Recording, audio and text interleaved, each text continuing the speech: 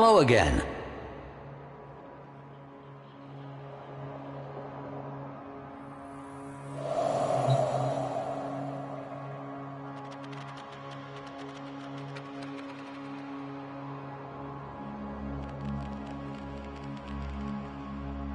Ivara, the Huntress. This tale comes to us from the secret history of the Orokin court by the historian Porvis. Have you perhaps heard tell of the Myrmidon? No matter. A preternatural beast figure straight out of myth he was. One whose prey had no equal. Warframes were what this villain hunted. It is said a number of frames had been erased from history by this monster. Models who no longer exist on any record. Those who are not remembered.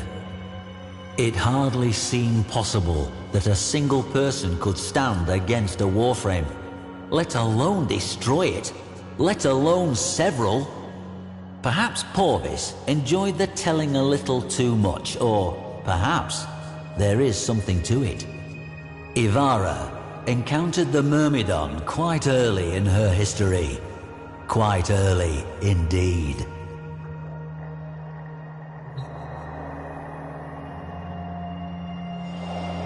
A Dax emergency call, so Porvis writes, led Ivara and two unknown Warframes to a convoluted cave system. They found it littered with the bodies of murdered Dax and resplendent with bioluminescent fungi. I imagine the chitinous folds of her Salic Cyandana would have made for excellent camouflage within that malevolent, supernal glow. The secret history tells us that the Myrmidon appeared boldly before the three in a wide chamber connected by many tunnels. Clad in red and gold armor, it gestured to the first Warframe with what Porvis describes as a strange clutching motion, as if seizing a falling apple. But it was no greeting, as we shall see. The powers of that first Warframe, the recipient of that gesture, promptly failed. The Myrmidon took advantage of the confusion to leap upon the hapless frame and press a palm to the warrior's head.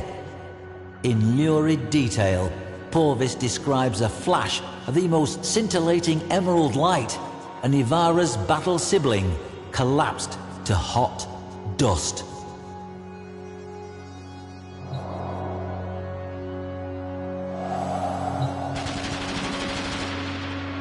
Porvis tells us he compiled much of this tale from overheard exchanges between members of the Seven and details that remain consistent in courtly whispers. He tells us the second frame suffered the same fate as the first. Reacting, Ivara whirled and promptly vanished. But one clutching gesture in her direction and Ivara's powers fled, her cloaking field nullified. Visible, vulnerable, she loosed a dash wire arrow to a high alcove, but it never came. No escape. The Myrmidon was upon her. The Huntress spun, opening fire with Axamati pistols to send that devil scrambling for cover, arm thrown protectively across that twisted, armored head. That clutching gesture was the key. Ivara needed a plan, and she needed it fast.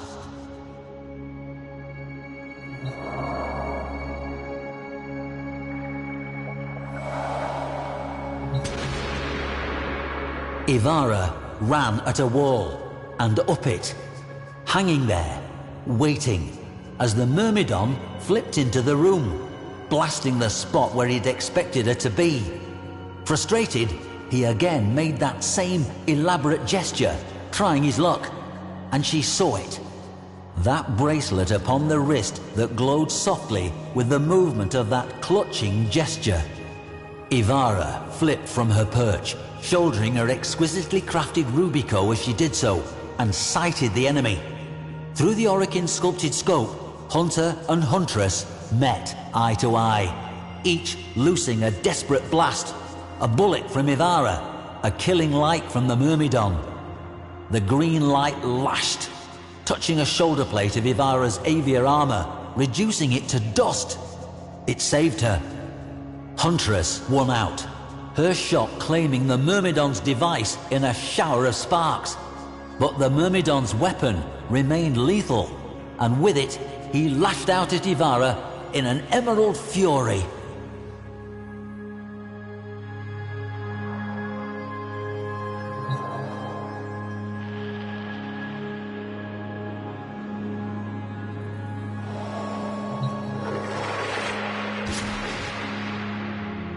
Ivara hit the ground and sprang into a surrounding tunnel, the Myrmidon's shot lancing a gouge in the porous chamber wall. Ivara pressed her back to a shadowed outcrop at tunnel's end, while the Myrmidon's weapon blazed and cut and chewed through her only cover. As good a time as any to discuss the weapon before you. The Artemis bow, the Huntress's signature weapon, and the tool with which she has wrought so much good. Said by some to be spirit bonded to her, others say the product of forgotten Orokin technology.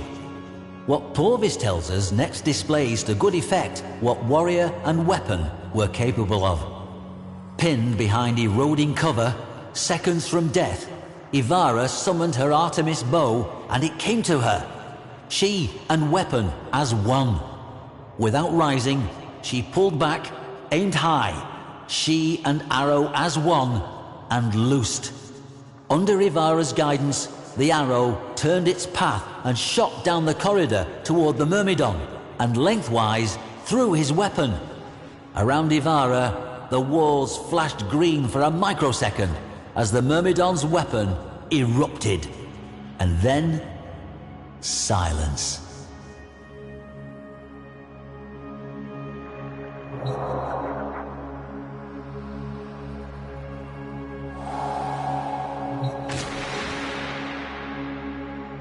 What is a bow without arrows?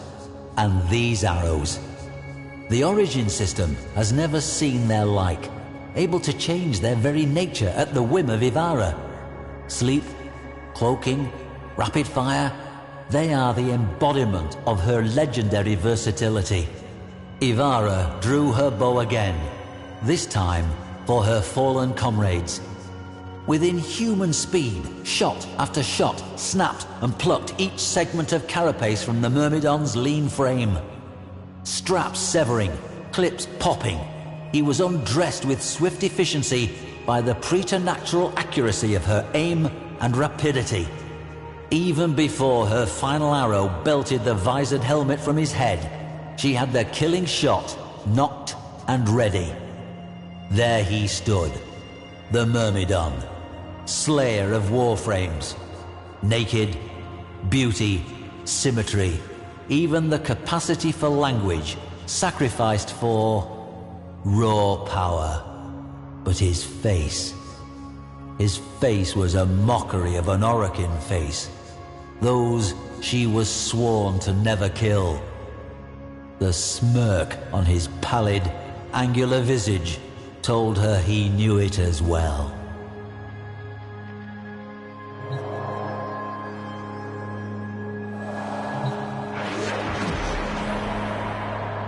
The grand doors of the Chamber of the Seven flew open. Across that reverberating expanse of polished darkness strode Ivara, dragging her prize. Before the assembled council, she dropped him, and with it the Myrmidon's battered helmet. Here he would meet justice at the hands of his own people. Here her fallen friends would be avenged. She beheld the Seven, awaiting their judgment. The Myrmidon got to his feet, cleaning dust from one shoulder with a contemptuous flick. One of the Seven leaned forward, removing a curious thing from their slender head, a lattice of delicate silver, placing it on the elevated, chest-high curve of obsidian that separated her from them.